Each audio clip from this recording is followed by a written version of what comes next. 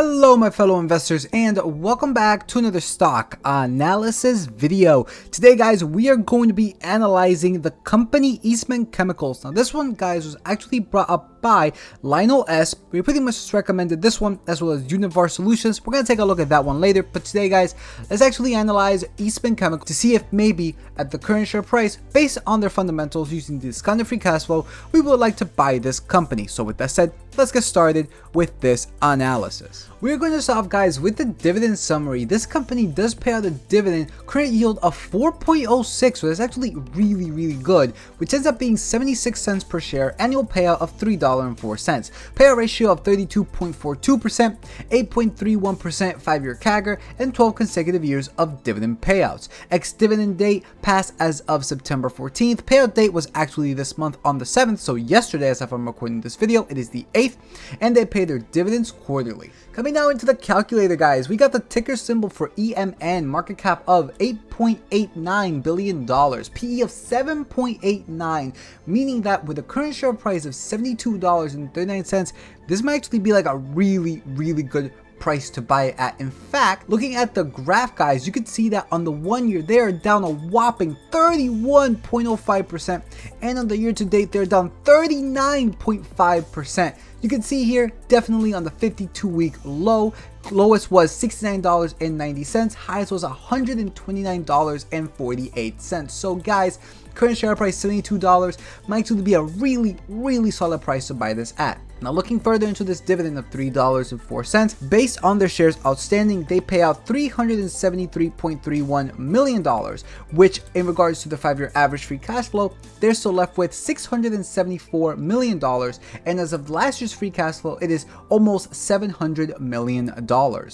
These payout ratios come out to be 35.09% for the last year's free cash flow and 35.63% for the 5-year average, significantly lower than that of my 60% cutoff, meaning that they can easily afford this dividend and even afford to continue growing it into the future. Coming into now the fundamentals guys, starting of course with the net income, and unfortunately we are not starting strong with this. 5 years ago of $1.4 billion to 1 year ago of $857 million, decrease of 38%. Guys, I mean, if you're looking at this graph, every single year they have decreased. From 2 years ago, they reached their lowest point of $478 million, and then 1 year ago they went slightly up, but nonetheless, it is still an overall decrease on the 5-year. I have to give this guys an overall grade of essentially like a 30%. Now, even though the net income doesn't look too good, the free cash flow looks okay. Most important of all the profit metrics, of course, we got 5 years ago of $1 billion to 1 year ago of $1.06 billion, increase of 6%. Not a lot, but it's still an increase nonetheless, with an average of $1.047 billion. Now, as you can see here, guys, they reached their peak 3 years ago at $1.079 billion, and ever since then, they've actually come down a little bit, right, from 1.079 to 1.064. Nonetheless, though, on the 5-year, it is still an increase. However, this thing needs to be consistently increasing in the next upcoming years for me to like it. But for this reason, guys, I'm going to give it essentially like the minimum of 70%. It is an increase, but it's nothing for me to actually be excited about. Now, looking into the revenue, we got 5 years ago of $9.5 billion to 1 year ago of $10.5 billion, increase of almost 9.75%. And unfortunately, this one's also looking kind of lackluster. You can see here from 4 years ago to 2 years ago, it was consistent decrease, and then 1 year ago, sure, they topped it and even topped the 5 year ago value, but it was pretty much on par with the 4 year ago value. Unfortunately, again, it's increasing, sure, but it's nothing that I'm excited about, so I'm actually going to give it another 70%. Coming now into the total assets and total liability, subtracting this gives us whether or not the company is able to survive an economic downturn, and oh boy, are we heading to that right now. If not, we're already in it. Currently, guys, they're at $5.4 billion, and unfortunately, this is not a consistent increase. Sure, they have been in the positive within the past 5 years. However, overall, guys, you can see they're lower than their 5 year ago value at $5.48 billion today. So it's unfortunate, but it is what it is. Average total assets is $15.7 billion. Average liabilities is almost $10 billion. And doing this difference, we get around $5.8 billion. I'm going to give this guys an overall grade of like 40%. As you can clearly see, their 5-year number, it is lower than the current, so that's kind of concerning, but it's not too bad seeing that they have been in the positive with the past 5 years. That's essentially why I'm giving it a 40%. I'm actually going to change that. I'm going to go now with a 45%, just because I think that that's actually a better representation of what this actually serves. So 45%. Now looking at the cash flow minus the liabilities, doing the exact same math that we just did with the assets minus liabilities, doing this with the cash flow minus liabilities, we see if the cash flow is able to cover their liabilities. Now normally these are in the negatives. However, guys, take a look at this. This is actually really surprising because, well, essentially, guys, they are pretty much on the correct direction. At least you can clearly see today they're at negative $8.7 billion, and as of 5 years ago they were at negative $9.5 billion.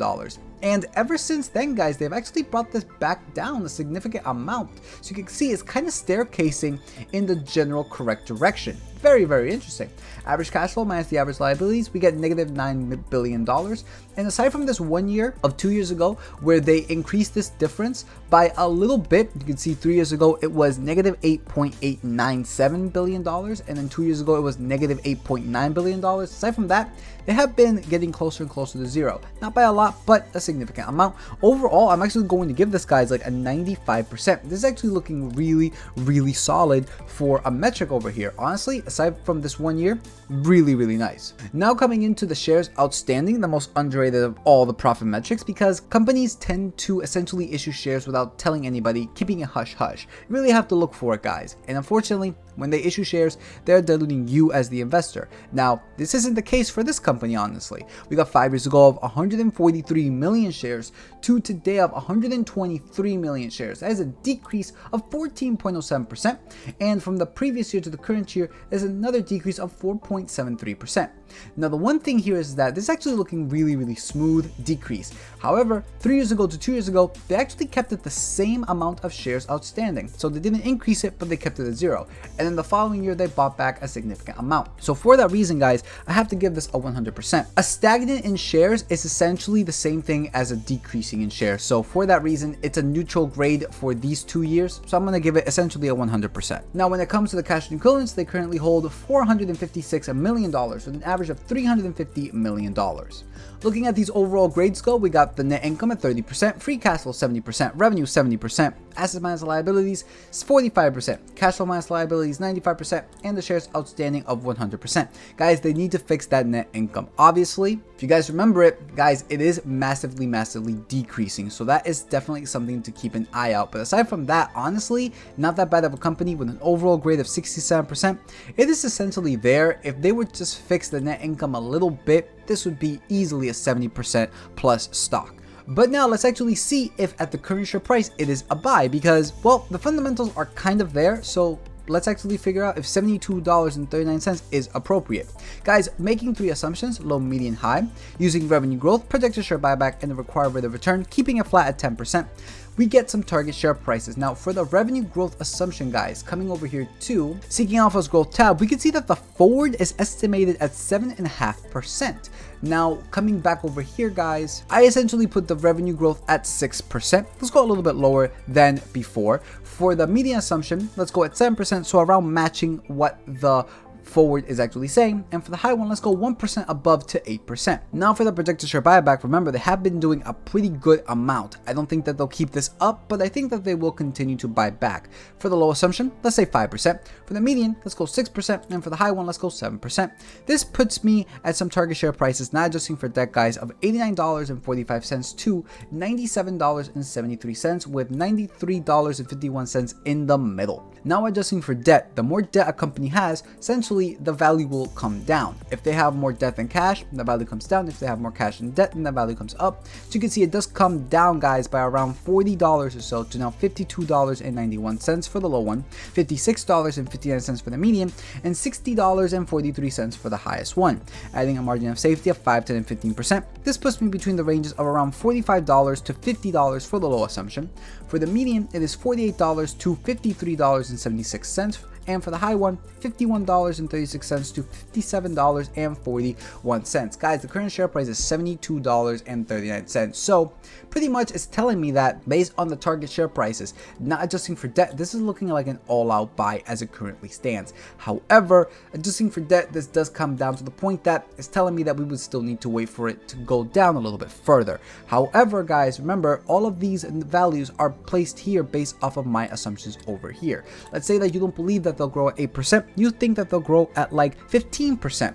Well, now the target share prices, guys, are $123, that adjusting for debt, all the way down to $72.89, which is the highest margin of safety for the highest assumption, essentially putting all of these values at a buy at the current share price. So again, guys, remember, every investment is the present value of all future cash flow. This is not financial advice. That's why I have this calculator available for everybody, as well as my book value calculator, reevaluation calculator, and a dividend tracking sheet, which I recently just updated. So if you guys would like to have them, guys, it's all for free. All I'm asking for in return is just help me grow my channel, like, subscribe, comment. It really does help you with the algorithm on YouTube. It's really all I'm asking for. And if you enjoy this kind of content, sometimes a live stream and free calculators, again, the best way for you guys to support me is just help me grow my channel. Just 5 seconds of your time, like, subscribe, and of course comment. Now let's actually see how much you would get paid if you were to put in $5,725 into this company at the current annual dividends per share of $3.04. This would net you guys 79.09 shares, and well, this would actually be an annual dividends of $240.43. It is not too shabby. Putting this at $2,000, this almost nets you $84 in annual dividends. So again, not too shabby at all. That is a really, really good dividend income in my personal opinion, and again, based off of my assumptions, this is pretty much looking like a pretty good buy, not adjusting for debt. So again, make your own assumptions and see where your numbers lie, and this might actually be a pretty good share price to buy this company at, netting you a pretty good dividend yield. All in all, when it comes to EMN, honestly, solid company, almost there. We just need the net income and the assets minus liabilities to be a little bit better. But aside from that, guys, it's looking really, really solid. Hopefully, this comes down a little bit more, honestly.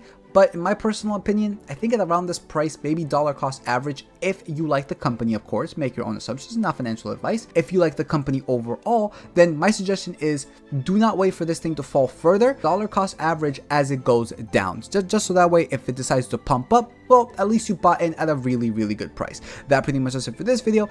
Like if you like, comment, subscribe. It really does help with the algorithm on YouTube. You guys can follow me on my YouTube sites. A link in the description below. So with that said, peace out, and I'll see you all in the next stock analysis video.